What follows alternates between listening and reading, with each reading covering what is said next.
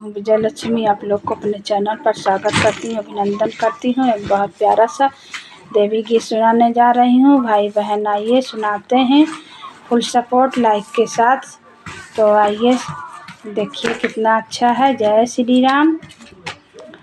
मैया मोरी घुंघरू काहे बजायू, हम तो आवत रहलियू नाई। मैया मोरी घुंघरू काहे बजायू, हम तो आवत रहलियू नाई। मैया मोरी घुंघरू काहे बजायू, हम तो आवत रहली ना।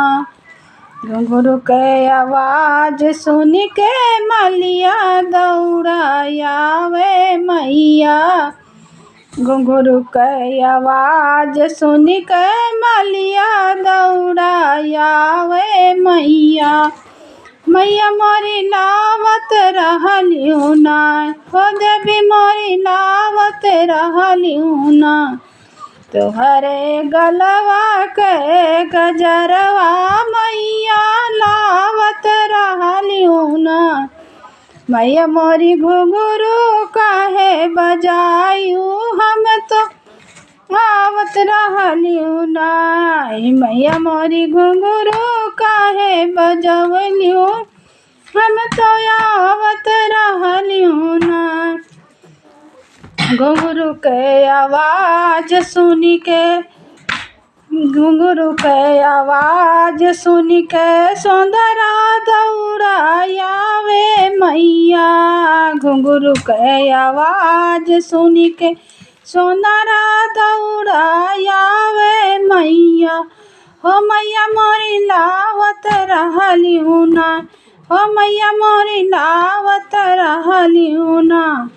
तुहरे नाके के नथियवा मैया लावत रहलियू ना।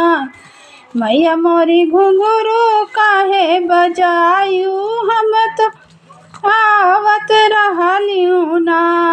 देवी मोरी घुंघरू काहे बजायू, हम तो आवत रहलियू ना।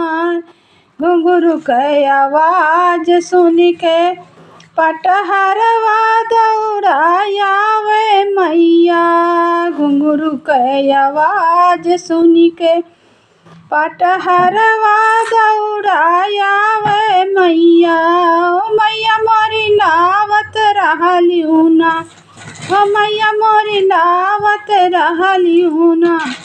तुहरे मंगिया के सिंदूरवा देवी मोरा लावत रहलियू ना। मैया मोरी घुंघरू काहे बजवलियू, हम तो आवत रहलियू ना। देवी मोरा घुंघरू काहे बजायू, हम तो आवत रहलियू ना। घुंघरू के आवाज सुन रंगरजवा दौड़ायावे मैया।